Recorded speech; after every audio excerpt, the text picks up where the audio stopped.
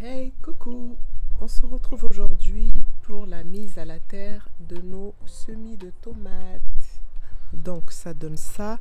Ça fait genre 3-4 jours que je les ai sortis dehors et comme tu peux le constater, il y a des pieds qui sont plus grosses que d'autres.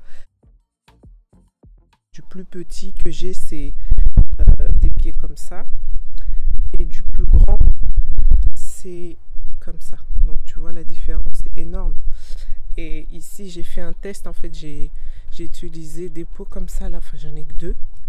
Et j'avais aussi rajouté du fumier pour faire un test. Et il se trouve que, comme par hasard, c'est ces deux-là qui ont le plus grandi. Alors, je ne sais pas, est-ce que c'est vraiment dû au fait que j'ai rajouté du fumier ou bien est-ce que c'est le pot qui laisse passer la lumière, du coup, forcément, ça grandit plus vite. Enfin, je ne saurais jamais. Mais dans tous les cas, je me suis dit que l'année prochaine, dans mes semis, je mettrai un peu de fumier. On verra. Peut-être ça a aidé. Enfin, je crois, je ne suis pas sûre. Je vais te montrer mon potager. Je ne me souviens pas l'avoir fait. Je ne l'ai pas encore fait. C'est vraiment tout le kiki potager. Hein. Regarde, je te montre. Ce petit coin ici, il y a du topinambour. Je t'ai déjà montré ça une fois sur Instagram. Donc c'est vraiment un petit coin tout petit. Hein. Il n'y a pas besoin de grand chose. Et on récolte pas mal là de topinambour. Ensuite, juste à côté ici, j'ai de la menthe qui a énormément du mal à repartir. Il n'y a que ce coin là qui est reparti. C'est un coin qui est plus éclairé que celui-ci de manière générale. Mais ça arrive aussi là, de ce côté-là. Ensuite, juste après, j'ai des fraises ici, dans ce coin-là. Et c'est à partir de là, on va dire, que le potager commence. Donc là, j'ai un petit pied de sauge qui a bien grandi. Il s'est super bien développé là ces 2-3 derniers jours là. Comme il a bien plu, ça sent super bon. Et quand on met ça dans le poisson, c'est un délice. Enfin moi personnellement, je trouve que dans le poisson, c'est trop bon. En gros, ce petit coin là est réservé à mes herbes aromatiques. Donc là, j'ai du thym et juste après, j'ai du... Oh, j'ai oublié. Franchement, en ce moment, mon cerveau là. Mais je te mettrai le nom juste là parce que j'ai oublié. Je sais plus comment ça s'appelle. Juste à côté, j'ai du... Oh là là, mais comment ça s'appelle encore? Je suis désolée. J'ai le nom au bout de la langue, mais ça vient pas. Donc, je te mettrai là le nom. Et je suis sûre que c'est une fois que j'aurai coupé ma caméra là que tout va me revenir. Mais c'est pas grave. Ça sent trop bon. J'ai déjà mis les piquets. Je les ai espacés au pif là, comme ça. Ce qui me semblait être bien. En fait, au moment où j'ai mis les piquets, j'ai pas mesuré. J'ai vraiment fait comme je le sentais. Et par la suite, par curiosité, j'ai mesuré. Je me suis rendu compte que j'avais séparé entre 40 et 50 cm maximum. Alors on va faire tout le tour ici. Il n'y a encore rien de planté. Ce que tu vois là, c'est les mauvaises herbes. Et au fond là-bas, c'est les petits pois mange-tout. J'en ai mis un peu partout tout le long. Ensuite ici, c'est le coin où j'ai mis quelques pieds de céleri. Enfin, il y en a 1, 2, 3, 4, 5, 6 pieds de céleri. Et au milieu, j'ai inséré du maïs. Maïs pour le popcorn. Là. Et tout autour, j'ai mis de la paille végétale fraîche qui vient en fait d'ici là quand j'ai désherbé. Et juste à côté là, j'ai mis de la rhubarbe qui est en train de bien grossir. Ici la bâche, c'est le compost qu'on a vidé. Donc on a tout mis en dessous parce qu'il était vraiment trop plein. Et voilà, c'est couvert par la bâche là, comme ça c'est bien protégé. Donc j'utiliserai ça quand je planterai les pieds de tomates pour les enrichir en nutriments pour que ça grandisse bien. Voilà, et pour finir ici, là c'est du laurier. Voilà, j'aime beaucoup cuisiner avec ça, je trouve ça rehausse bien le goût des plats, surtout des pommes de terre. Quand on les fait à la vapeur là, tu mets 3-4 petites feuilles là et ça rajoute du goût et c'est aussi bon pour la santé. Et là on a quelques arbres fruitiers que je vais pas te présenter parce que je me souviens plus du tout de ce que c'est à part là. Là, on a le pommier. C'est la première année où il y a autant de fleurs sur le pommier. Donc, je sais pas. Est-ce que ça donnera quelque chose? Donc, voilà. C'est fini pour le petit tour du potager. Donc là, la première chose que je vais commencer par faire, c'est de disposer les pots aux endroits où je compte mettre les pieds de tomates dans la terre. Donc c'est parti!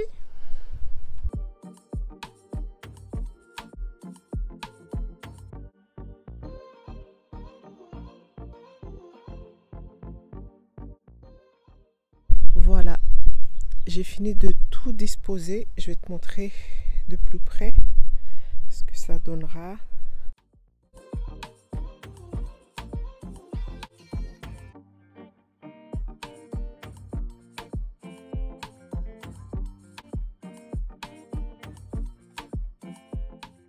Et maintenant, place à la plantation. Mais la première chose que je vais commencer par faire, c'est de récupérer le compost. Donc ici, c'est du compost fait maison. Dedans, on retrouve essentiellement des épluchures de fruits et de légumes. On met aussi du sopalin et on met aussi les coquilles d'œufs. C'est essentiellement ce que tu retrouveras dans notre compost. Et donc, pour la suite, à l'aide de mon chombo, donc le chombo, si tu viens de Mayotte, tu connais. C'est cet outil que j'ai entre les mains là, que j'utilise pour faire mon trou, que tu es en train de voir, il est en train de rendre l'âme parce qu'il est en train de sortir de son bois tout doucement. Je l'ai tellement maltraité ce chombo, j'ai tendance à le laisser dehors. Il pleut dessus, il neige dessus, il vente dessus, il soleille dessus. Bah, du coup, il n'y a pas de secret, hein. Le bois, il a craqué. Et donc, je ne vais même pas pouvoir l'utiliser jusqu'au bout. Après, je suis passée au mpanga. Donc, pour tous les Mahorais et ceux qui viennent de l'archipel de Comores, vous connaissez le chombo. C'est un outil indispensable pour tous ceux et celles qui veulent aller à la campagne. Donc, soit on prend le chombo, le mpanga pour enlever les mauvaises herbes, pour faire les trous, tout ça, tout ça. Donc, moi, là, c'est ce que je suis en train de faire. Avec mon chombo, je fais le trou. Regarde-moi ce ver de terre. Oh. Il est immense, j'en ai jamais vu un aussi gros. Incroyable, incroyable. Bon, continuons nos affaires. Donc, je prends mon pied de tomate et là, ce que je vais faire, c'est d'enlever les 2, voire même 3 premières feuilles. Parce qu'en fait, là, le but pour moi, ça va être d'enfoncer mon pied de tomate le plus profond possible. Parce que si tu observes bien, au niveau de la tige de mon pied de tomate, il y a des petits poils. Et en fait, ces petits poils, c'est des potentielles racines qui peuvent se former. Donc, au plus tu enfonces ton pied de tomate, au plus tu mets toutes les chances de ton côté pour qu'il y ait des racines qui se forment depuis ces petits poils que tu peux observer. Et donc, ton pied de tomate, il sera bien ancré au sol, bien enfoncé au sol et tu mets toutes les chances de ton côté pour qu'il soit bien costaud. C'est quelque chose que j'ai lu à plusieurs reprises dans des blogs, que j'ai déjà vu sur des vidéos. Et moi, ce que j'ai fait, c'est que j'ai appliqué ça bêtement et j'ai constaté effectivement que mes pieds de tomates étaient plus robustes quand je les enfonçais plus profondément voilà, dans la terre. Mais si jamais toi, tu testes de ton côté et que ça ne marche pas, c'est que ce n'est pas adapté à ta terre. Enfin, parce que voilà, on n'a pas tous la même qualité de terre. Donc, teste et puis tu verras bien si ça marche de ton côté ou pas. En tout cas, moi, j'ai l'impression que ça marche très, très bien. Ensuite, je prends une bonne quantité de mon compost. Comme tu peux le voir là à travers, on peut constater qu'il y a pas mal de vers de terre dedans. Et ça, c'est un très bon indicateur que ton compost, il est bien, qu'il est bien vivant et qu'il se porte très bien. Donc, j'en mets une assez bonne quantité. Voilà, comme ça. Et par-dessus, je couvre de la terre de mon potager. Voilà, tout simplement. C'est simple, hein? Planter un pied de tomate. Voilà, je m'arrête là. Donc j'ai fait à peu près la moitié. Donc tout ça.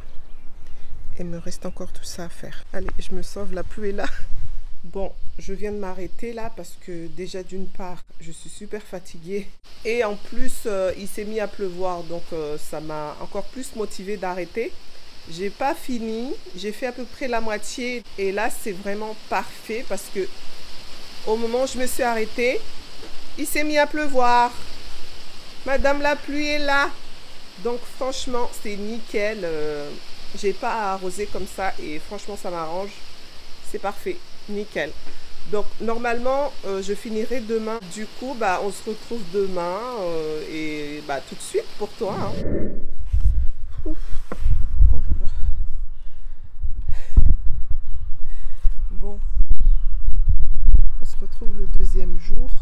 Du coup, il me reste encore 15 pieds à mettre dans le potager. Et mon chambeau a rendu l'âme, donc il est complètement sorti de son bois. Et là, du coup, pour faire la suite, j'ai utilisé le mpanga. Donc, si tu ne connais pas, le mpanga, c'est ça. Ça ressemble à ça. C'est très pratique pour faire les trous ou bien pour enlever les mauvaises herbes.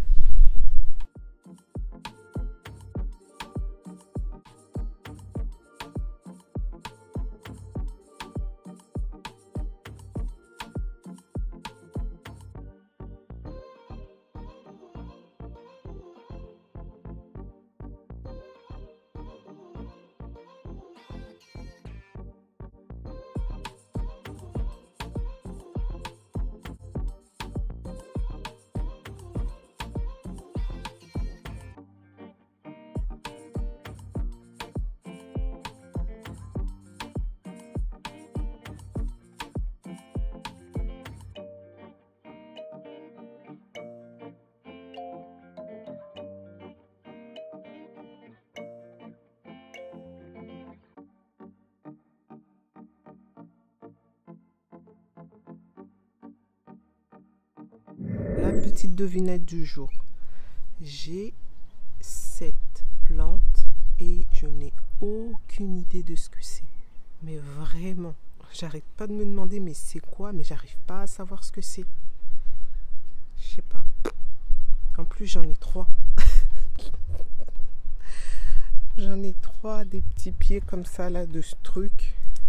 Et je n'ai aucune idée de ce que c'est. Même en regardant les vidéos que j'ai filmées, avant de faire les montages, je ne retrouve pas en fait ce que c'est. Bon, l'avenir nous le dira. En tout cas, je vais quand même aller le planter. Et je vais le faire grimper par ici comme ça. On se retrouve donc 3 semaines plus tard.